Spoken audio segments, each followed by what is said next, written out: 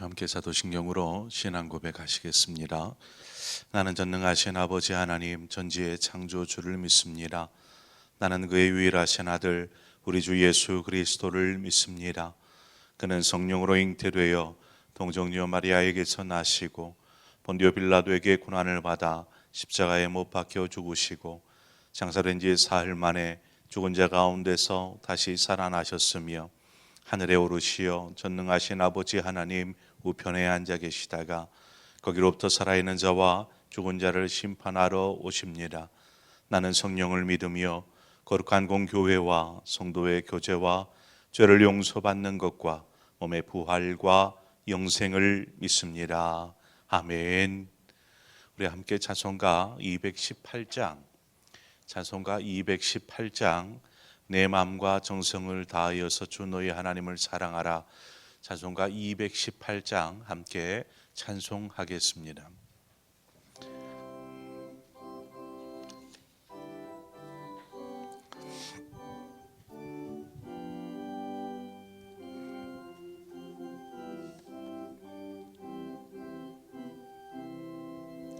내 마음과 정성을 다하여서 주 너의 하나님을 사랑하라.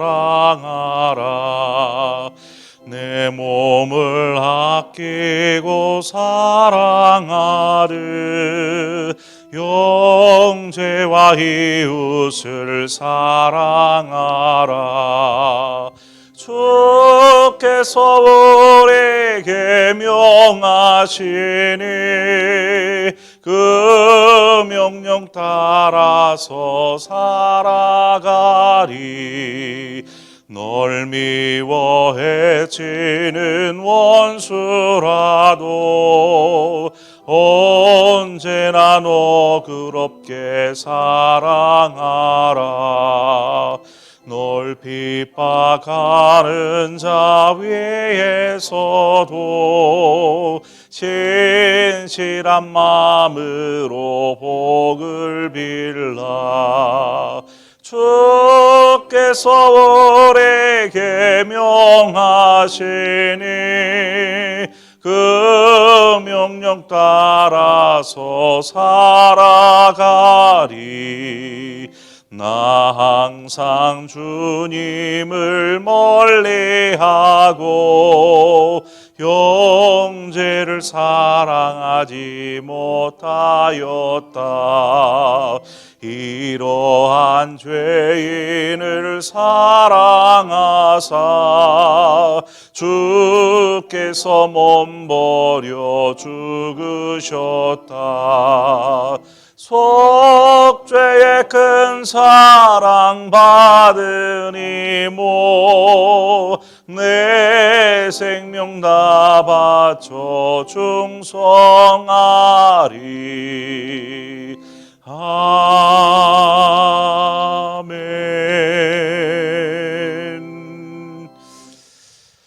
하나님 말씀 보겠습니다. 야고보서 2장 6절에서 13절의 말씀입니다. 야고보서 2장 6절에서 13절의 말씀 한 절씩 교독해서 보도록 하겠습니다. 너희는 도리어 가난한 자를 업신 여겼도다. 부자는 너희를 억압하며 법정으로 끌고 가지 아니하느냐.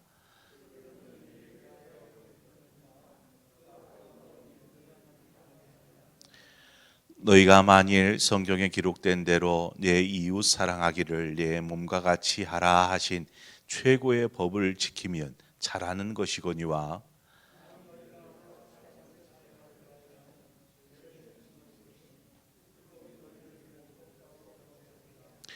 누구든지 온 율법을 지키다가 그 하나를 범하면 모두 범한 자가 되나니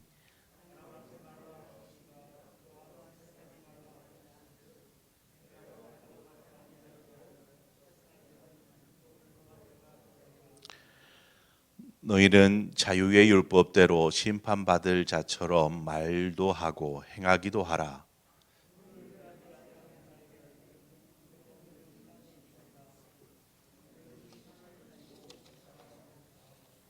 아멘. 우리가 야고보서를 지금 살피고 있는데요. 야고보서 1장 1절에 야고보가 지금 이 내용들 야고보서를 보내서 그것을 읽게 한 이들이 있습니다. 보면 그들이 이스라엘에 흩어진 12지파에게라고 되어 있어요. 흩어진 12지파, 즉 이스라엘 유대인들을 말합니다. 유대 그리스도인들이죠. 한마디로. 그러니까 흩어졌다라는 것은 예루살렘에 있다가 각 지역으로 흩어진 상태입니다. 왜 저들이 흩어졌습니까? 이들이 예루살렘에 있는 동안 유대인으로 살다가 복음을 접하였습니다. 예수 그리스도의 부활의 소식을 듣게 되고 또 복음을 전해 듣고 하면서 복음을 들었습니다. 그리고 나서 유대 그리스도인이 된 것이죠. 유대 그리스도인이 되어 살아가는데 문제는 유대인들로부터의 핍박이 시작이 되는 것입니다. 유대 그리스도인들에게 당신들은 이단을 섬긴다 뭐 이러면서 핍박하기 시작하고 자신들의 모임에서 쫓아내는 것입니다. 그리스도인 된 자들을 뿐만 아니라 당시에 이제 로마의 큰 그리스도인들에 대한 기독교에 대한 박해가 있지 않았습니까? 이러한 것들이 이제 이 예루살렘에서 어떻게든 이제 신앙생활 믿음으로 살겠다는 이들에게 박해가 찾아옵니다. 이것이 조금씩 강도가 심해지더니 급기야 사람을 죽이기까지 합니다. 그래서 첫 번째 스데반 집사님이 돌에 맞아 죽는 것을 보게 되고 또 그 소문이 삽시간에 예루살렘을 뒤덮습니다. 그러니까 두려움을 느낀 유대 그리스도인들이 이 예루살렘에 거하지 못하고 예루살렘을 등지고 떠나는 것이죠. 다른 더 먼 지역으로. 그래서 다른 지역으로 흩어져서 살게 됩니다. 그래서 야고보가 흩어진 12지파 이렇게 이야기하는 것이죠. 예, 한번 가정해 보죠. 이제 흩어졌습니다. 흩어졌으면 그곳에 뭐 살 집이 있겠어요? 뭐가 있겠어요? 아무것도 없잖아요. 그냥 뭐 집안 살림 뭐 챙겨서 이렇게 할 것입니다. 그리고 이제 그곳에서 이제 터전을 잡아야 되는 상황인 것이죠. 우리 교회 성도들 가운데서도요, 이제 타지에 살다가 서울로 상경해 와서 서울에 와서 정착을 하고 또 그렇게 살아가는 분들이 많다라는 것을 알고 있습니다. 아마 처음에는 아무것도 없이 올라와서 그냥 뭐 안 해본 일, 해본 일 없을 만큼 악착같이 어떻게 해서는 자리를 잡아야 되니까 그렇게 아마 일을 하고 지금의 모습 또 자녀들을 키우고 지금의 모습에 이르지 않았을까 싶습니다. 이와 같이 지금 흩어진 유대 그리스도인들이 자신의 아무 연고도 없는 자리에서 살려다 보니까 악착같이 모으는 것이죠. 악착같이. 그래가지고 어떻게 해서든 삶의 도전을 세우고자 하는 것입니다. 그것이 이제 뭐 쉬운 일이었겠습니까? 참 고달픈 일이었겠지만 그래도 살아야 하기 때문에 열심히 일하면서 그렇게 모으고 살아가는 것입니다. 그런데 문제는 이러한 삶이 자연스럽게 물질 중심의 삶으로 바꿔가더라는 것이죠. 이제 복음을 듣고 그리스도인이 되었어요. 믿음으로 사는데 환경에 핍박이 있으니까 이것을 피해서 다른 곳에 갔어요. 그런데 뭐 연고도 없으니까 그 속에서 살려다 보니까 어떻게든 뭐 하다 보니까 이것저것을 빼먹는 거예요. 일하느라고 주일 성수를 빼먹고 기도하는 것도 저 뒷전이고 피곤해 잠들고 이러한 삶이 되다 보니까 이제 주 목적이 뭐가 되어 있어요? 물질이 되어 있는 거예요. 소유가 되어 있는 것입니다. 물질을 중요하게 여겨지면 나중에는요 급기야 사람을 물질의 유무 많고 적음을 가지고 사람을 평가하기에 이르게 됩니다. 오늘 본문 6절을 보면 너희는 도리어 가난한 자를 업신여겼도다 부자는 너희를 억압하며 법정으로 끌고 가지 아니하느냐. 여기에서 부자와 가난한 자의 상황이 드러나는 것입니다. 업신여김을 받게 되고 가난하다 보니까 또 빚진 자가 되다 보니까 업신여김 받게 되고 그래서 그러한 삶을 살지 않기 위해서 더 악착같이 모으고 소유하고 싶어 하는지 모르겠어요. 그러다 보니까 이 물질 중심의 삶을 살게 되는 것이죠. 분명히 하나님을 믿는 그리스도인이지만 이 물질이 점점 자신의 삶의 중심으로 다가오는 것입니다. 그래서 중심이 되어 있는 것이죠. 마태복음 18장에 보면 임금이 이제 결산을 하게 되는데 그 중에 대단히 많은 빚을 진 자가 있었어요. 그래서 그를 불렀습니다. 너 이거 어떻게 할 거냐? 그 임금 앞에 엎드렸어요. 이 사람이 얼마를 빚졌냐 하니까 1만 달란트라는, 이것은 말은 1만 달란트이지 이것은 한 해 한 나라의 예산 그 이상입니다. 한마디로 이 사람은 1만 달란트에 대한 도저히 갚을 길이 없는 사람이에요. 그런데 그 사람이 임금 앞에 엎드려서 제가 꼭 어떻게 해서든 갚겠습니다 라고 얘기를 해요. 임금이 그 엎드려서 그렇게 애걸하는 이 사람을 불쌍히 여겨서 내가 너의 그 1만 달란트 빚진 거 다 탕감해 줄게 하고 그냥 내려보냅니다. 놀라운 일이죠. 그 엄청난 감당할 수 없는 빚을 탕감받았습니다. 그렇게 임금으로부터의 그 큰 은혜를 입은 자가 돌아가서 자신에게 빚진 자를 찾습니다. 그리고 그에게 가서 그의 목을 붙잡고 이야기합니다. 빚 갚으라고. 빨리 빚 갚으라고. 이 동료가 똑같이 자신이 했던 것처럼 해요. 그 사람 앞에 엎드려 가지고 한 번만 봐달라. 내가 꼭 갚겠다 라고 말하는데 이 사람이 참지를 못합니다. 안 돼. 너는 못 갚을 거야. 그래서 데리고 어디로 가냐면 감옥에 쳐 넣어버려요. 나중에서야 임금이 이제 그 사실을 알고 다시 그 사람을 부르죠. 이 사람에게 우리는 무엇을 보게 됩니까? 이 사람에게서 배은망덕한 사람이다라고 보여집니까?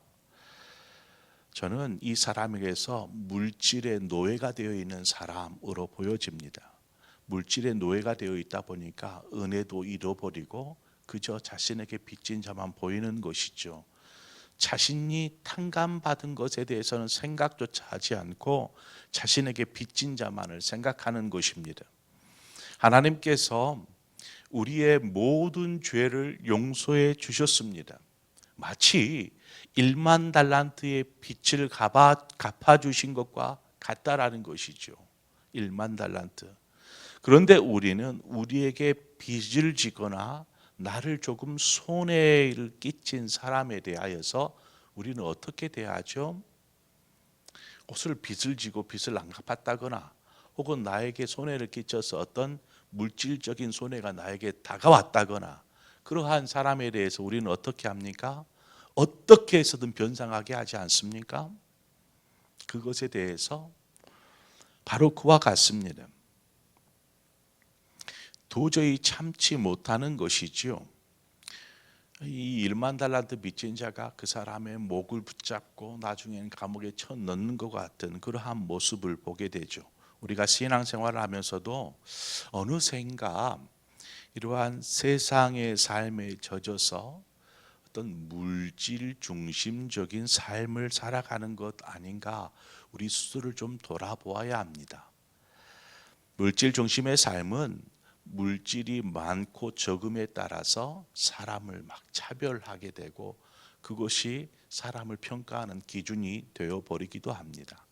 세상은 이미 그렇게 바뀌어 있어요. 하나님께서 자녀된 우리에게 최고의 계명을 주셨습니다. 또 그 계명이 무엇인지 우리는 너무나 잘 알죠. 본문의 8절에 보니까 너희가 만일 성경에 기록된 대로 내 이웃 사랑하기를 내 몸과 같이 하라 하신 최고의 법을 지키면 잘하는 것이다 말합니다. 이웃 사랑하고 이 물질하고 어떠한 관계가 있을까? 제가 이 말씀을 묵상하다가 어디 구절이 좀 떠올랐냐면 주님께서 산상수훈으로 설교하셨던 내용이 마태복음에 나옵니다. 그때 산상수훈의 맨 첫 번째 나오는 내용이 뭐냐면 심령이 가난한 자는 복이 있나니 천국이 저희의 것이다 라는 내용의 메시지입니다. 하나님께서 그 내용을 제일 먼저 말씀하세요. 그 중에 심령이 가난한 자가 나와요. 심령이 가난한 자. 여러분, 심령이 가난하다라는 말이 뭔 말일까요? 우리는 배우기를 마음이 부유한 사람이 되어야 한다. 그 부유함이란 사랑이 있고 자비가 있고 뭐 온유함이 있고 이러한 것으로 마음이 부유한 사람이 되어야 한다라고 배우는데, 여기서는 심령이 가난해야 된다라고 주님이 가르쳐요. 심령이 가난해야 된다. 자, 그래서 이 가난이 뭘까? 왜 심령이 가난해야 된다라고 주님께서 말씀하셨을까라고 제가 이제 주석을 보면서 원어에 나오는 이 가난이라는 의미를 이렇게 뒤척여 보기 시작했습니다. 이 가난이라는 의미가 앞서 제가 이제 1만 달란트 빚진 자 얘기를 했는데, 이 1만 달란트의 빚진 자와 같이 어떠한 방법으로도 자신이 빚을 진 것, 그 빚을 감당할 수 없는 것처럼 철저하게 가난하여서 자신의 힘으로는 이 가난에서 도저히 벗어날 수 없는 상태, 그 가난이 바로 이 가난이었어요. 그런데 심령이 가난해서 도저히 이 가난에서 벗어날 수 없는 상태를 말합니다. 그 사람이 복이 있다라고 말을 해요. 그리고 천국이 바로 이 사람의 것이다라고 말합니다. 이 말의 의미가 무엇이냐? 나는 주님 없이는 살 수 없습니다. 나는 주님 없이는 살 수 없습니다. 이 고백이에요. 나는 주님 없이는 살 수도 없고 구원받을 수도 없는 사람입니다. 그런데 이 세상은 주님 없이도 살 수 있잖아요. 그렇죠? 돈만 있으면 살 수 있어요. 이 세상은. 그런데 정말 중요한 심령이 가난한 사람은 주님 없이는 살 수 없는 사람입니다. 이 고백과 믿음이 우리로 하여금 결국 천국을 경험하게 해요. 왜냐하면 심령이 가난한 자는 천국이 저희 것이기 때문에 그렇습니다. 천국을 맛보는 것은요, 소유가 많고 넉넉할 때, 이제 창고에 가득히 뭔가가 차여 있을 때, 야, 이제 평안하구나. 이게 천국이 아니에요. 천국이. 이 천국은 소유의 넉넉함에 있는 것이 아니라 오직 예수 그리스도로 가득 찰 때에 이 천국을 경험하고 느끼게 되는 것입니다. 그래서 심령이 가난한 자가 되어야 하는 이유입니다. 바로 이 마음이 있을 때 13절에 이야기하는 다른 사람을 위하여서 긍휼히 여기는 마음을 가질 수 있습니다. 부주하니까 조금 나눠줄 수 있고 이것이 아니고, 정말로 중요한 것은 긍휼히 여기는 마음은 예수의 마음을 품을 때에, 남을 이웃을 내 몸과 같이 사랑하라. 어떻게 우리가 사랑할 수 있어요? 우리가 주님으로 가득할 때 사랑할 수 있게 됩니다. 긍휼히 여길 수 있게 됩니다. 차별은 사랑 앞에서 힘을 잃게 되어 있습니다. 사랑 앞에서는. 그리고 모두가 우리가 이제 예수 그리스도 안에서 한 형제요 자매가 아닙니까? 바로 그와 같습니다. 주님으로 가득할 때 우리는 형제가 되고 자매가 되어집니다.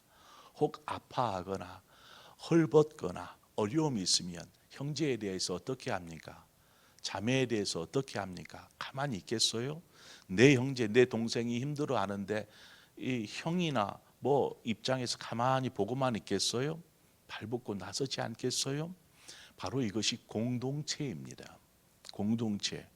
교회를 공동체라고 얘기를 하죠. 더 나아가 하나님의 나라는 공동체와 같습니다. 예수 그리스도의 이름으로 모인 공동체. 그러므로 그 안에는 사랑이 있고 용서가 있고 이해가 있고 자비가 있고 긍휼이 있는 것입니다. 그런데 우리가 이것을 세상의 것으로 채워가면서 물질 중심의 삶을 살면서 이제는 긍휼이 보이지 않아요. 손해가 보이지 않아요. 희생이 보이지 않아요. 거기에는 그냥 좀 더 많은 것들을 채우고 가지고 싶어하는 그 이기적인 마음에만 가득 차 있는 모습을 보게 됩니다. 오늘 말씀을 묵상하면서 우리 스스로를 좀 돌아보기를 원합니다. 우리 안에 어떠한 마음이 있는지. 그래서 다시 한번 결단하면서 하나님, 심령이 가난한 자로 살게 하여 주옵소서. 나는 도저히 이 가난에서, 이 죄악에서 벗어날 수 없지만 우리 안에 예수 그리스도로 가득히 채우셔서 천국을 경험하는 삶 살게 하여 주옵소서. 여러분, 가난에도 천국 경험할 수 있어요. 부유에도 경험할 수 있어요. 어떻게 하느냐? 주님 중심의 삶을 사는 것입니다.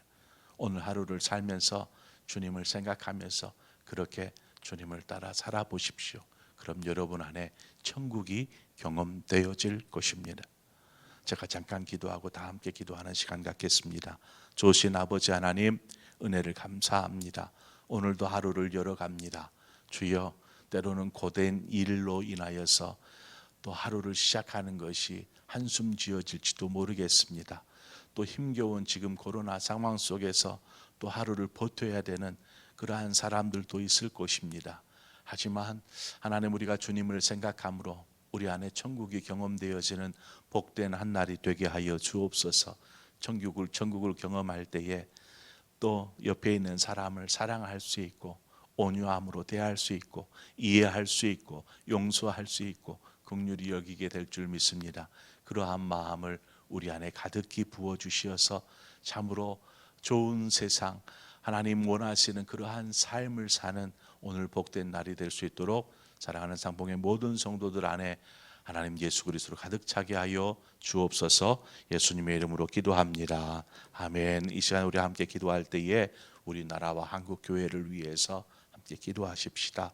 우리나라가 이 돈과 쾌락, 음란, 죄악에서 벗어나서 거룩함을 옷 입게 하여 주옵소서. 그 일에 한국 교회가 앞장서게 하여 주옵소서. 그래서 빛으로 소금으로 하나님 그 역할을 감당하는 우리 한국 교회, 또 무엇보다도 우리 교회가 그러한 한국 교회의 좋은 모델이 될 수 있도록 그러한 교회 되게 하여 주옵소서. 그러한 마음으로 함께 기도하고 또 각자의 기도의 점으로 하나님 앞에 나아가겠습니다. 기도하겠습니다. 좋으신 아버지 하나님, 은혜를 감사합니다. 오늘도 하나님 우리를 부르셔서 하나님의 성경